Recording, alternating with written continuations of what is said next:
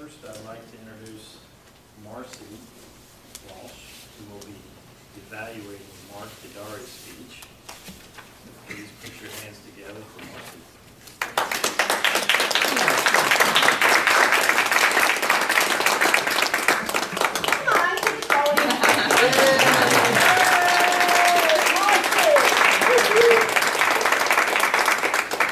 It's great to be back.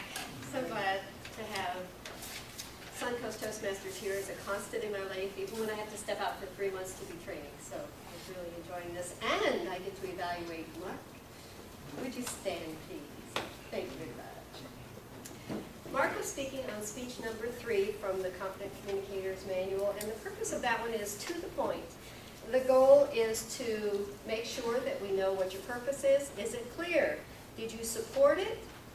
And did you actually execute the purpose? Did you make it clear to everyone? So my first question would be, what was he trying to sell? Dog biscuits. Who was he trying to sell them to? Store. A store, a bulk store. So you had a purpose, and obviously you did it because everyone in here was able to label and identify what you did. You used a PowerPoint, you made it personal. You introduced us to Miss Rachel. So you made it something that we cared about. And that's the goal, to have someone care about what you're talking about. We could label it. You obviously have some experience as a speaker.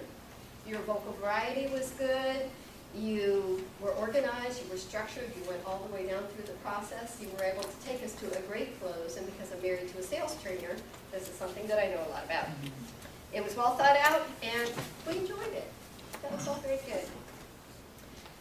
At the beginning, I might suggest, to make it a little bit stronger, that you have your introduction, you had the Toastmaster do your introduction, and you have such a long list of accomplishments.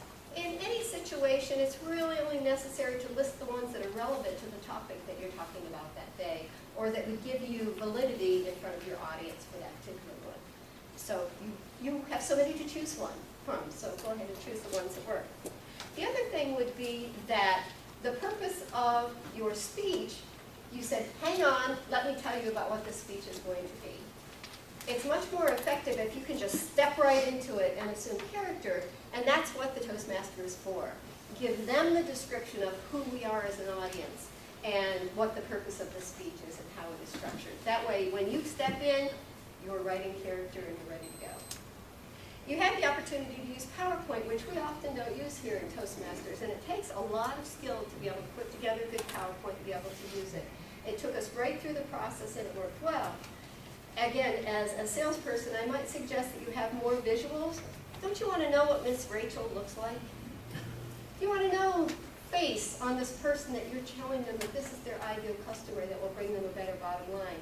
Put the face up there and put the numbers and the details in the handout and refer to them. You're translating us and making us care and see the value of doing this.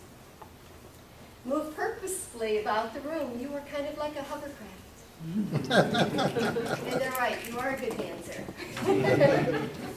And I can see you trying not to do it. You'll get it. A few more times and you will pick it up. You brought up Miss Rachel 3 different times. That's the perfect number of times to do it. You introduced her at the beginning, you brought it back, so we all went, oh yeah, Miss Rachel, we love Miss Rachel. And then I loved your close. You said, are you ready to bring pet products into your store? For Miss Rachel. And you could see the heads nodding. The only thing that might have made it stronger are appeal to their interest and say, are you ready to boost your bottom line while giving Miss Rachel what she wants? That would allow you to again bring the picture up at the end of Miss Rachel and that that's their ideal customer. You were effective, you reached all of your purposes, you did exactly what you needed to do. Excellent job.